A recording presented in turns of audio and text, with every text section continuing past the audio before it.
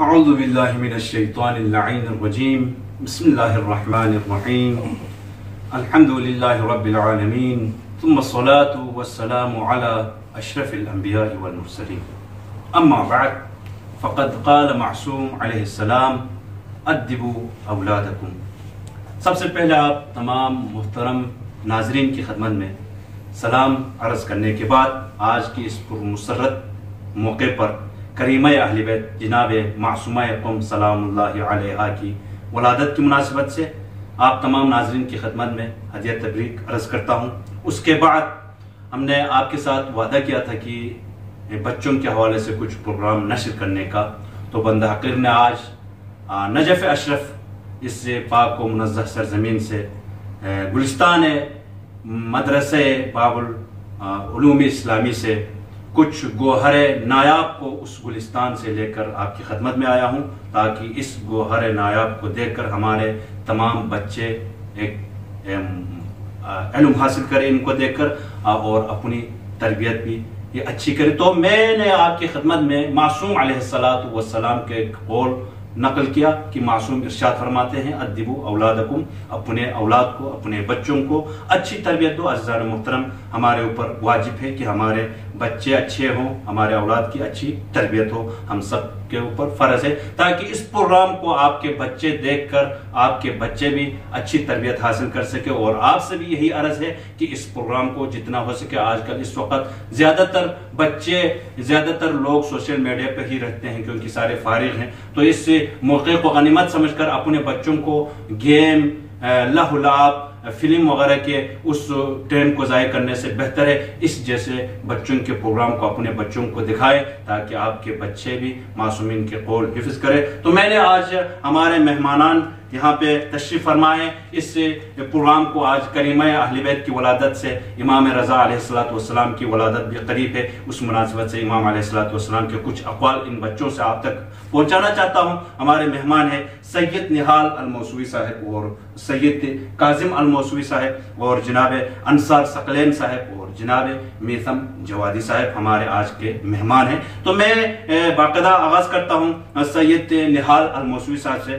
آپ سے میرا سوال ہے کہ خاموشی کے بارے میں امام رضا علیہ السلام کیا ارشاد فرماتے ہیں؟ اعوذ باللہ من الشیطان الرجیم، بسم اللہ الرحمن الرحیم۔ الامام الرضا علیہ السلام الصمت باب من ابواب الحکمت۔ امام رضا علیہ السلام فرماتے ہیں خاموشی حکمت کے دروازوں میں سے ایک دروازہ ہے۔ بہت اچھا، احسن تم ماشاءاللہ۔ ہمیں یہ جناب سید نہال موسوی صاحب نے ارشاد فرمایا کہ خاموشی اختیار کرنا بہت بڑی حکمت ہے۔ تو عزیزان محترم، ایسی بات نہیں ہے کہ آپ زندگی بالکل کچھ نہ کہے، جہاں پہ آپ کو آواز بلند کرنا چاہے وہاں پہ بھی آپ خاموش رہے، ایسا نہیں ہے، بلکہ ہمیں معصومین کے اس حال سیرت کو دیکھ کر، ان کی زندگی کو دیکھ کر انہوں نے کہاں پہ سکوت اختیار کیا ہے، کہاں پہ آواز بلند کیا ہے، اس کو بھی دیکھنا چاہیے۔ جس طرح مولا امیر المومنین علیہ السلام نے اپنی زندگی میں گوشہ نشینی اختیار کی، کیوں کی؟ وہاں پہ ہم بھی اپنی زندگی میں ظالم کے خلاف یہ آواز اٹھانا چاہے، ظالم کے خلاف ہو تو ہمیں آواز اٹھانا چاہے، نہ کہ ہم خاموشی، معصوم نے فرمایا کہ خاموشی اختیار کرو، ایسا نہیں ہے۔ یہاں پہ ہمیں چاہے کہ آواز اٹھائے، وہاں پہ آپ جو ہے نا اپنے سکوت اختیار کرے، تاکہ جہاں پر فساد، جہاں پہ ہمیں نقصان ہو، وہاں پہ ان موقعوں پر بھی آپ ایسا نہ ہو کہ آپ وہاں پہ بول اٹھے، تو وہاں پہ بولنا، زیادہ بولنا جو ہے نا آپ کے لیے مضر ہے۔ اس لیے ان موقعوں کو، موقع محل کو دیکھ کر جہاں پہ خاموشی اختیار کرنا چاہیے وہاں پہ خاموش رہے، اور جہاں پہ آواز بلند کرنا چاہیے وہاں پہ آواز بلند کرنا چاہیے۔ بہت بہت اچھا، ماشاءاللہ، خدا آپ کو آپ کی توفیقات میں اضافہ فرمائے، آپ کے والدین کو خدا اور آپ کو اچھی تربیت دینے کی توفیق عنایت فرمائے۔ تو میں دوسرا سوال کرتا ہوں اپنے اس پروگرام کے دوسرے مہمان جناب سید کاظم الموسوی صاحب سے۔ آپ بتائیں دعا کے لیے آپ علیہ السلام نے، امام رضا علیہ السلام نے دعا کے بارے میں کوئی حدیث آپ کے پاس اگر ہو تو ہمارے سامعین کو نظر کریں۔ الامام الرضا علیہ السلام علیکم بسلاح الانبیاء فقیل ما سلاح الانبیاء قال الدعاء تم لوگوں کے لیے صلاح انبیاء بہت ضروری ہے۔ پوچھا گیا صلاح انبیاء کیا ہے؟ ارشاد فرمایا دعا ہے۔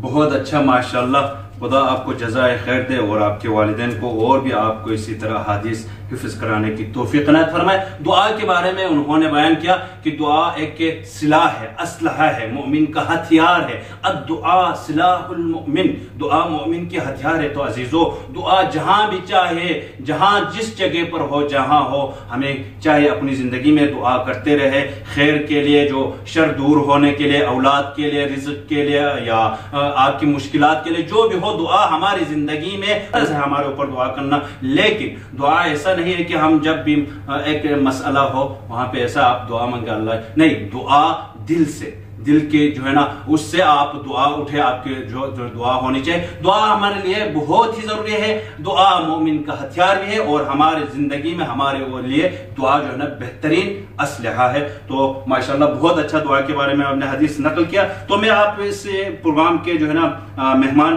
جناب انصار ثقلین کو آپ کو سوال کرتا ہوں کہ قرآن کے بارے میں آپ علیہ السلام نے، امام رضا علیہ السلام نے کیا ارشاد فرمایا؟ قرآن کے بارے میں مختصر آپ بیان فرمائیں۔ عن الريان قلت للرضا عليه السلام ما تقول في القرآن؟ فقال كلام الله لا تتجاوزوا ولا تطلبوا الهدى في غيره فتضلوا۔ الریان کہتے ہیں میں نے امام رضا علیہ السلام سے عرض کیا آپ قرآن کے بارے میں کیا فرماتے ہیں؟ فرمایا قرآن اللہ کا کلام ہے، اس کے حدود و قانون سے آگے نہ بڑھو اور غیر قرآن سے ہدایت حاصل طلب نہ کرو ورنہ گمراہ ہو جاؤ گے۔ ماشاءاللہ ماشاءاللہ، بہت ہی اچھا۔ دیکھو عزیزان محترم، قرآن کے بارے میں بہترین حدیث خدا آپ کی زبان میں اور بھی تاثیر فرمائے، اور آپ کے والدین کو علوم قرآن سے آپ کو اور بھی تعلیم دینے کی توفیق عنایت فرمائے۔ عزیزان محترم، قرآن وہ کتاب ہے جس میں لا ریب فیہ ھدی للمتقین، متقین کے لیے ہدایت ہے، اس میں کوئی شک و شبہ کی گنجائش نہیں ہے۔ قرآن بہترین کتاب ہے۔ اگر کوئی ہدایت چاہے، اگر کسی کی کوئی مشکل آسان ہو، یعنی ہر ذکر، یعنی کوئی خوش و قطر ایسا نہیں ہے جس کا ذکر قرآن مجید میں نہ ہو۔ ہمارے لیے ایک بہترین گائیڈ ہے قرآن مجید، اس کے اوپر ہم دیکھیں، سوچیں، سمجھیں، فکر کریں، تفکر کرے، تعقل کرے، قرآن سے علم حاصل کرے، آپ کے لیے، اپنے لیے اور اپنے بچوں کو بھی قرآن کی تعلیم دے دے۔ ہمارے اوپر فرض ہے قرآن کے اوپر چلنا۔ ماشاءاللہ بہت ہی اچھا آپ نے ارشاد فرمایا۔ تو قرآن کے اوپر ہمیں جتنا ہو سکے ٹائم دے دے، قرآن پر غور اور فکر ہم سب کو کرنا چاہیے۔ اور ہمارے اس پروگرام کا آخری مہمان ہے جناب میثم جوادی صاحب۔ میثم جوادی صاحب کے میں سوال کرتا ہوں، آپ نظافت کے بارے میں آپ علیہ السلام کی کوئی حدیث ہے تو ہمارے ناظرین کو ارشاد فرمائے۔ اعوذ باللہ من الشیطان الرجیم، بسم اللہ الرحمن الرحیم۔ قال امام الرضا علیہ السلام من اخلاق الانبیاء التنظف، نظافت و پاکیزگی انبیاء کے اخلاق میں سے ہے۔